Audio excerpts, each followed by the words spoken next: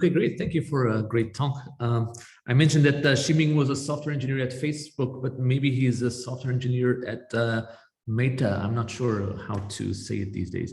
But the first question we have is from Lei Shu again.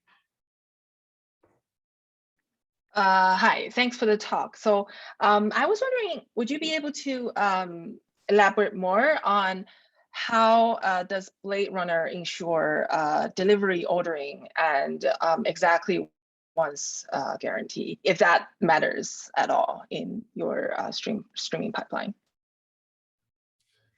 Sure. So for this live video comments use case, there's no such ordering guarantee. And as I said, it's the pylon actually enforces you to only provide best efforts delivery. But we do have other use cases that we're working on to provide guaranteed in-order delivery. We achieve that by basically what I described in the burst parts, where we ensure all the failures are signaled reliably to the clients. And there, across multiple hops, the burst offers a stream which has TCP semantics, so that it either delivers things in order or reliably signal to client that failure happened. And client would be responsible for taking care of tracking certain cursor, such that it would be sent to server to resume from the last cursor. Is any of the stream that you were talking about just now was like by any chance stateful, or does that require, checkpointing on the states of your pipeline or anything? It does require a stateful and durable queue to be built. And in Facebook, there are a lot of such offerings already. Bladerunner is more of like a client-facing layer, which is stateful, and in the meantime, also not so stateful because it's not durable. It just like allows you to route stream flexibly to Bladerunner. Bladerunner find out the right durable queue and start subscribing to that durable queue. I see. Okay, thank you. So we don't have anyone else signed up just yet. So let me ask a question. Oh no, we do have a question here from Shudong Sun.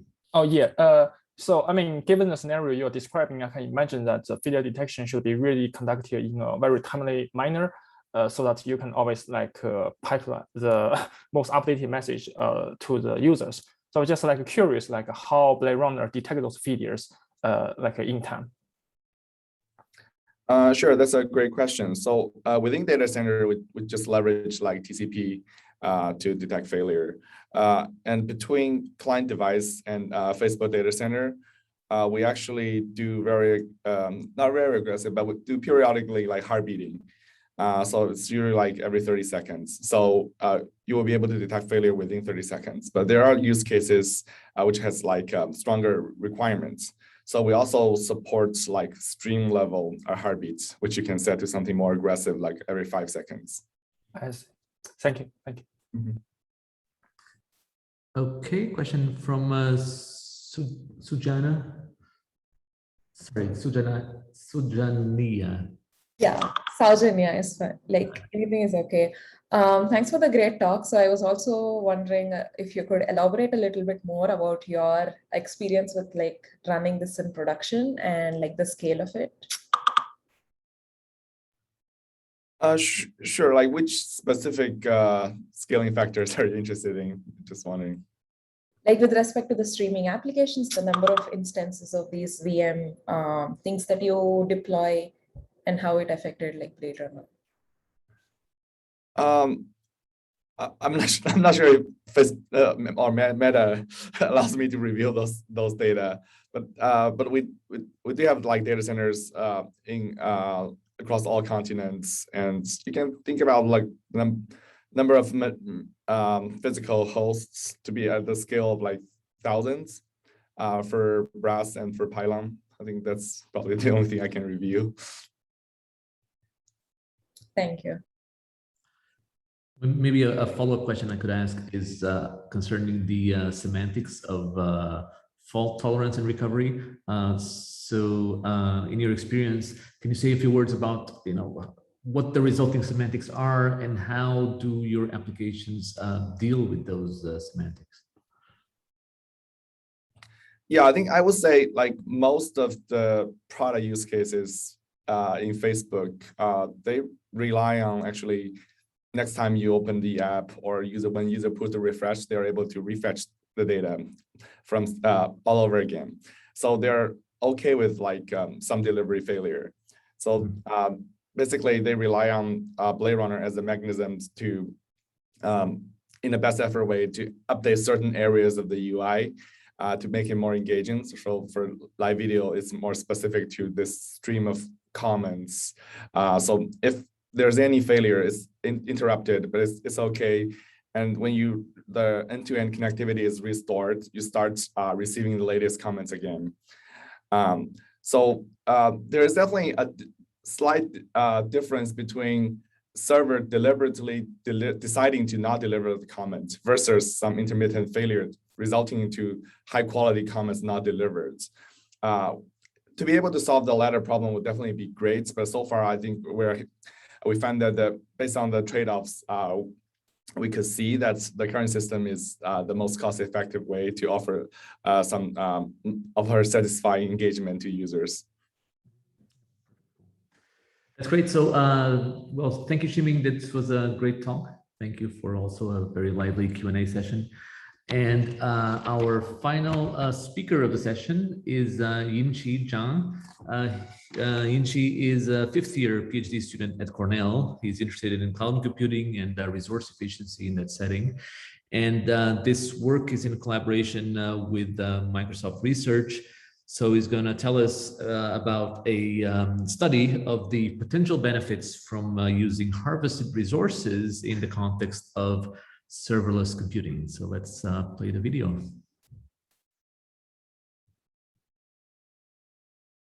All right, thank you. So we have time for questions.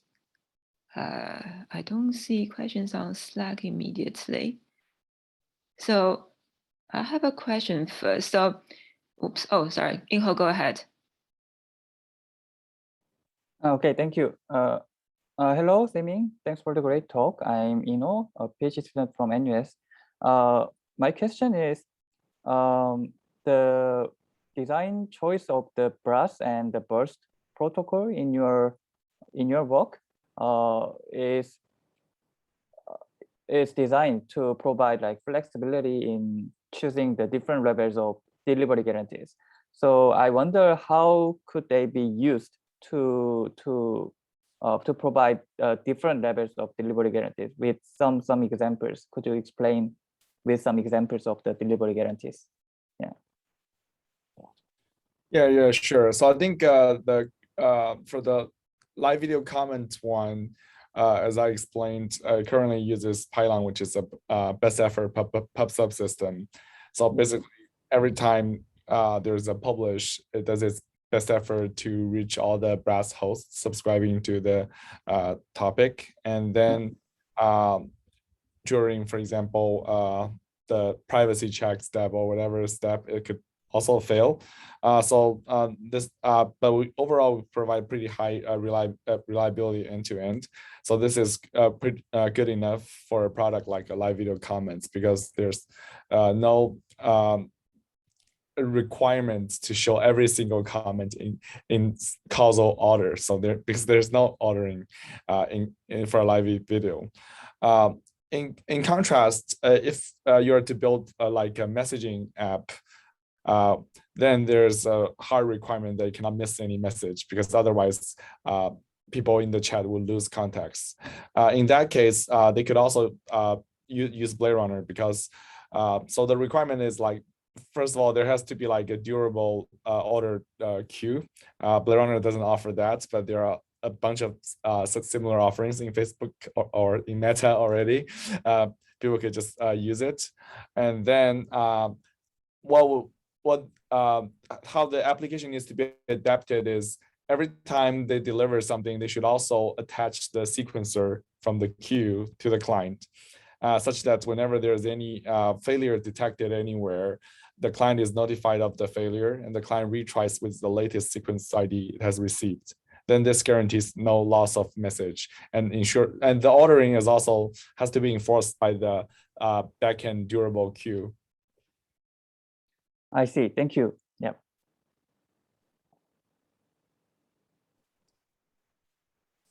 Hi, Jimmy. Oh yeah, go ahead. I have a quick question for you. Again, my audio hopefully is working now, not the same as before. So the question I had was, you mentioned in your paper that you designed a new application layer protocol called Burst to kind of facilitate communication between different mobile entities and your system. So my question is, if you add another new kind of device, would you have to like write logic to incorporate that into your protocol as well? What do you mean by adding a new device? So like, I think you have like Facebook portal and all these new kinds of devices that kind of keep coming up. If you include a new device that into the ecosystem, will that require writing code for that device as well? Or do you have some? Yeah, I think the practice that exists in the company is like whenever there's like a new device, you have to like integrate like a client library that we provide. It's like a C++ client library, so that even whether it's Android or iOS, it's pretty easy to integrate it, because like such cross platform development is pretty common at Facebook. Okay, thanks. Actually, I have one more quick question. So you mentioned earlier, live video is the one that stretched the infrastructure, right? So do you think it's because of the bandwidth requirement of the video streaming itself, or anything else? I think it's mainly because like for live video, it's like the more viewer there are, then more comments it will happen. So it's like a quadratic increase of the traffic, and it is very spiky. It is actually the spikiest use case that the entire company has ever seen. I see. So it's not just the volume. Sorry, not the bandwidth, but it's to do with the spikiness. Yeah. So basically, if we are okay with like if there are a lot of comments, we're okay to deliver slowly, then it's like it could be solved differently. But for the live video case, it's like the broadcaster is expected to see those comments also in real time. So that's why like there's a pretty hard like latency requirements. I see. Okay, cool. All right, let's see if there are other questions on Slack. I don't see that for now. So, okay. All right, so in that case, let's pause maybe for now. And then once we finish the third paper, we can actually have a panel discussion. Okay, thank you again. All right, so the last paper for the